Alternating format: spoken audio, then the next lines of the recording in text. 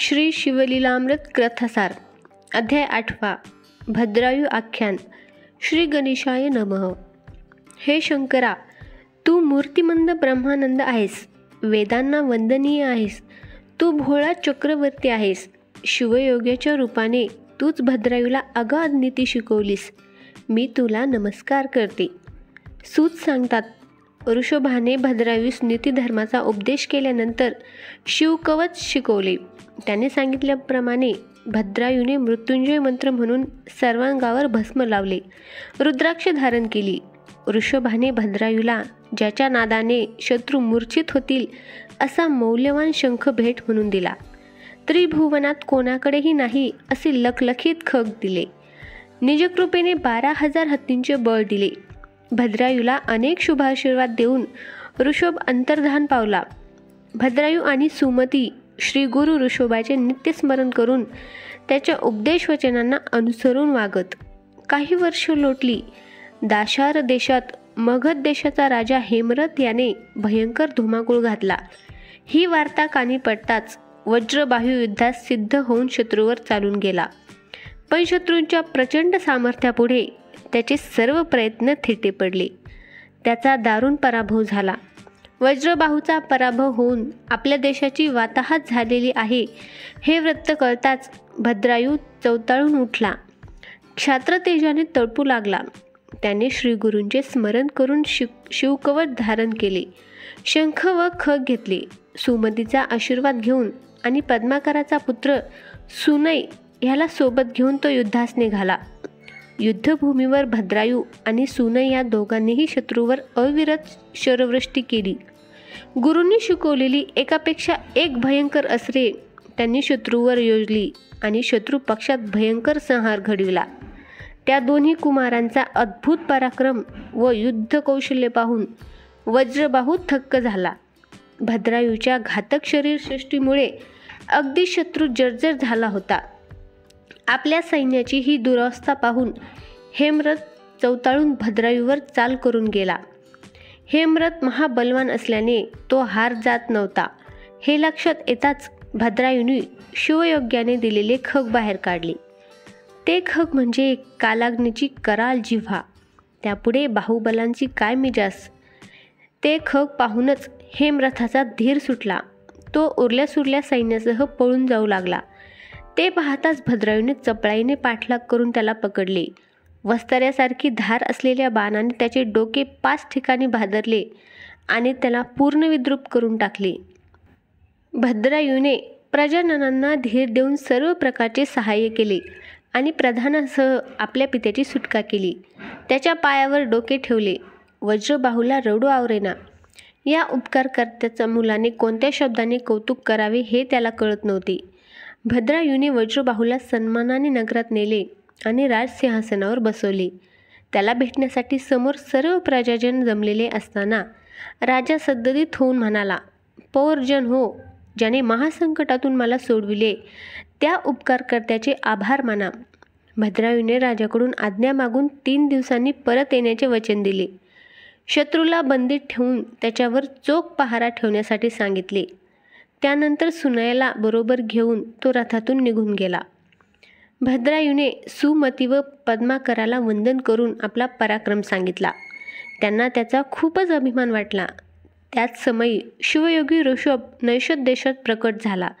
त्याने चित्रांगण व सीमंतींची भेट घेऊन त्यांना भद्रायूच्या जन्मापासून ते त्याच्या आत्ताच्या पुरुषार्थापर्यंतचा सर्व वृत्तांत कथन केला आणि भद्रायूला आपला जावई करून घेण्याविषयी त्या दोघांना सुचविले.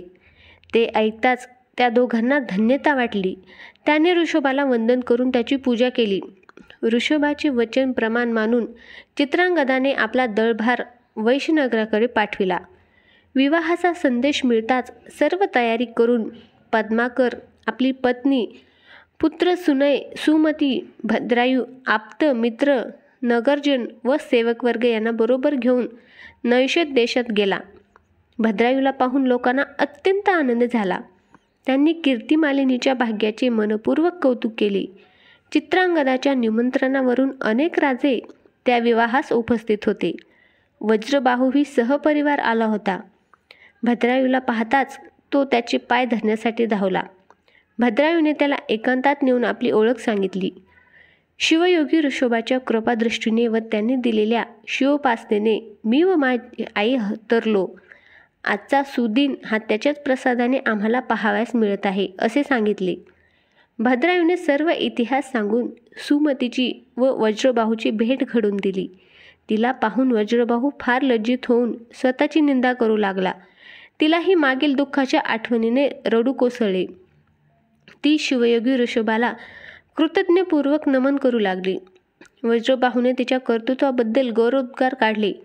तो म्हणाला, सुमती, तू खरोखरच धन्य आहेस. तू माता पित्याचे कर्तव्य एकत्र पार पाडलेस. मी अभागी आहे. मी तुला व मुलाला टाकले, पण तू मला पुत्र दिलास आणि राज्यही दिलेस. माझ्या राज्याची तूच खरी स्वामिनी आहेस. त्यांचे बोलणे संपताच भद्रायूने धावत जाऊन पित्याचे पाय धरले. तेव्हा वज्रबाहूने अत्यंत जिव्हाळ्याने भद्रायूस हृदयाशी धरले. वज्रबाहूने कीर्तिमालिनी व भद्रायूला आपल्या अंकावर बसवून वात्सल्याने त्यांच्या पाठीवरून हात फिरवला. सर्व राजांना भद्रायूचे चरित्र समजले. शिवोपासनेचे महात्म्य कळले. भद्रायूने पद्माकर आणि सुनय यांचा परिचय वज्रबाहूला करून दिला. वज्रबाहूने पद्मकराला कृतज्ञतेने आलिंगन दिले. ठरलेल्या शुभमुहूर्तावर भद्रायू आणि कीर्तिमालिनी यांचा विवाह थाटामाटाने संपन्न झाला. वज्रबाहू आपल्या मुलाला, सुनेला, सुमतीला, पद्माकरला व सुनयला घेऊन विदर्भ देशात परतला. त्याने राज्य यंत्रणेचे सर्वाधिकार सुमतीच्या हाती दिले. सर्व शत्रूंना आपले मांडलिक करून त्यांचा वार्षिक कारभार निश्चित करून सोडून दिले. भद्रायूला राज्य देऊन वज्रबाहू सुमतीसह हिमालयातील केदार क्षेत्री गेला व तेथे दृढनिष्ठेने ते दोघेही शिवोपासना करू लागले. भद्रायूने उत्तम प्रकारे राज्यकारभार चालविला. तो आणि कीर्तिमालिनी श्रद्धापूर्वक शिवभक्ती करत असत. एके दिवशी ते दोघे वनविहारासाठी गेले असता भद्रायूला एक ब्राह्मण दाम्पत्य जीवाच्या आकांताने ओरडत धावत येताना दिसले. एक भला मोठा वाघ त्यांच्या मागे लागला होता. ब्राह्मणाने त्याच्या पत्नीस वाघाच्या तावडीतून सोडविण्याची भद्रायूला विनंती केली. भद्रायू धनुष्यबाण सावरून लगबगीने धावला, पण तेवढाच वाघाने ब्राह्मणीवर झडप घालून भद्रायूच्या डोळ्यांदेखत तिला उचलून नेले. भद्रायूने वाघावर अनेक बाण सोडले, पण ते अंगात ऋतूनही तो ब्राह्मण पत्नीला घेऊन अरण्यात दिसेनासा झाला. ब्राह्मणाला खूप दुःख होईल. तो आक्रोश करून भद्रायूचा धिक्कार करू लागला. त्याचा आक्रोश पाहून भद्रायू म्हणाला, मी तुला हवे ते देतो, तुझे लग्न लावून देतो, राज्य हवे तर तेही देतो, पण कृपा करून दुःख करू नको. ब्राह्मणाने त्याची पत्नीच परत आणून द्यावी असा हट्ट धरला. त्यावर भद्रायू म्हणाला, तुला हवी असल्यास मी माझी पत्नी दान म्हणून देतो. त्याचे सत्व पाहण्यासाठी ब्राह्मण म्हणाला, ठीक आहे, तू मला कीर्तिमालिनी दान म्हणून दे. भद्रायूने त्या ब्राह्मणाला कीर्तिमालिनी संकल्पपूर्वक दान दिली. दानविधी पूर्ण होताच ब्राह्मण कीर्तिमालिनीसह अदृश्य झाला. त्यानंतर भद्रायूने अग्नी प्रदीप केला आणि सर्वांगाला भस्म लावून रुद्राक्ष धारण केले. श्री गुरूंचे स्मरण करून अग्नीला 3 प्रदक्षिणा घातल्या व शंकराचे ध्यान करू लागला. गुरुपदिष्ट मंत्राचा जप करून तो अग्नीत उडी टाकणार तोच अग्नी फारच चेतला आणि त्यातून चंद्रमौळी ईश्वर पार्वतीसह प्रकट झाला. दशभूत शंकराने भद्रायूला आलिंगन दिले व म्हटले, वत्सा, तुझी निर्वाणीची भक्ती पाहून मी प्रसन्न झालो आहे. तुला काय हवे ते मागून घे. भद्रायूने ब्राह्मणाची पत्नी परत आणून देण्याविषयी शंकरास विनंती केली. तेव्हा शंकराने तो वाघ, ते ब्राह्मण दाम्पत्य ही सर्व आपलीच माया असल्याचे सांगून भद्रायूला कीर्तिमालिनी परत दिली. ते पाहून भद्रायूने शंकराला वंदन केले. या प्रसंगी देवांनीही पुष्पवृष्टी केली. शंकराने भद्रायूस पुन्हा वर मागण्याविषयी सांगितले. भद्रायूने वज्रबाहू, सुमती, पद्माकर आणि त्याची पत्नी यांना कैलासात तुझ्या समीप स्थान दे असा वर मागितला. शंकराने कीर्तिमालिनीसही वर मागण्यास सांगितला. तिने आपली माता सीमंतिनी व पिता चित्रांगद यांच्यासाठी समीपता मुक्ती मागितली. त्यांनी मागितलेले वरदान देऊन शिवपार्वती अंतर्धान पावले. भद्रायूने उत्तम राज्य केले. शंकराने वरदान दिल्याप्रमाणे कीर्तिमालिनी व भद्रायू यांचे माता पिता पद्माकर वैश्य व त्याची पत्नी तसेच पुत्र सुनय या सर्वांना दिव्य विमानातून कैलास पर्वतावर नेले. भद्रायू व कीर्तिमालिनी यांनाही निजस्वरूपात विलीन करून घेतले. अशा प्रकारे शिवभक्तीने त्या सर्वांचा उद्धार झाला. हे भद्रायूचे आख्यान यशदायक व आयुष्य वाढवणारे आहे. हे श्रद्धेने ऐकले व प्रेमपूर्वक लिहिले तर विजय होतो, सर्व प्रकारे कल्याण होते. या अध्यायाच्या नित्यपठणाने धैर्य लाभते, यश मिळते व कीर्ती होते. भद्रायू आख्यानाचे पुण्यच आगळे. यातील पद्यरचनाही बिल्वदलेच आहेत.